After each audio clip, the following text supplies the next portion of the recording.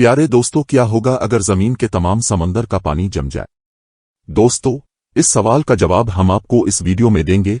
अब से रिक्वेस्ट है कि वीडियो को पूरा एंड तक देखिएगा और वीडियो को लाइक, शेयर और चैनल को सब्सक्राइब लाजमी कीजिएगा। प्यारे दोस्तों, आलमी सतह पर माहौलियाती तब्दीलियों के बाइस दुनिया भर में मौसम की शिद्दत बढ़ती जा रही है।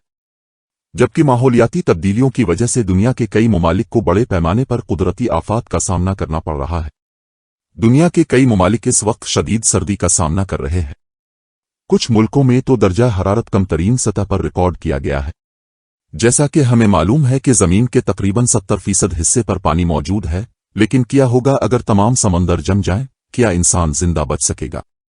प्यारे दोस्तों, साइंस फोकस की वेबसाइट के मुताबिक इस 70% का सिर्फ 1% से भी कम हिस्सा इंसान, जानवर और पौधे इस्तेमाल करते हैं, क्योंकि 97% समंदरों में पानी नमकीन है जो नाकाबिल इस्तेमाल है।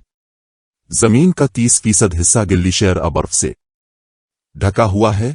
लेकिन क्या आपने कभी सोचा है कि क्या होगा अगर जमीन के तमाम समंदर जम जाएं, तो उसका इंसानी जिंदगी पर क्या असरात होंगे? दोस्तों, नंबर 1, ऐसा होने से लोगों के बिजनेस में बहुत बड़ा फर्क पड़ेगा। क्योंकि दुनिया की 80% आलमी तिजारत जहाजों के जरिए होती है, तो आलमी सतह पर तिजारत पर गहरा असर होगा। इसके अलावा दुनिया का तेल समंदर के जरिए एक मुल्क से दूसरे मुल्क जाता है। तिजारत बंद होने की वजह से तेल की कीमतों में बेइंतहा इजाफा होगा, जिसकी वजह से आलमी मईशत तबाह हो जाएगी। दोस्तों, उसके अलावा समंदर और जहाजों में काम करने वाले तकरीबन 5 करोड़ 60 लाख अफराद अचानक बेरोजगार हो जाएंगे। यहाँ ये बात भी काबिल जिक्र है कि बर्फ सूरज की रोशनी का बेहतरीन रिफ्लेक्टर है। एलजी अकाई जमे हुए पानियों में फैलती है और सर्दियों में आसमान से गिरने वाली बर्फ जमे हुए पानियों के नीचे खाबीदा रहती है। जब गर्मियों की आमद होती है और बर्फ पिघलती है, तो इस एलजी पर बहार आती है, जिससे सुर्ख रंग के फूलों की से बारीक जर्रात फैल जाते हैं। दोस्तों, उसके अलावा समंदर जम जाने का मतलब यह है कि पौधों की जिंदगी खत्म हो जाएगी। तमाम समंदर जम जाने के सबब दर्जा हरारत नीचे गिरता चला जाएगा। पौधे पानी की कमी की वजह से खत्म हो जाएंगे, जिसके बाइस कार्बन डाई ऑक्साइड में कमी आ जाएगी। ताहम आतिशफिशा से कार्बन डाई ऑक्साइड पैदा होने में मदद मिलेगी, लेकिन उसकी मदद से जमीन को गर्म करने और बर्फ को पिघलने में लाखों साल लग सकते हैं। समंदरों की ऊपरी सतह से मुसलसल पानी भाप की शक्ल में फिजा में फैलता रहता है और ऊंचाई पर बादलों की शक्ल इख्तियार कर लेता है।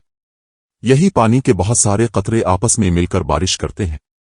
लेकिन अगर तमाम समंदर जम जाए तो खुश्क साली हो जाएगी।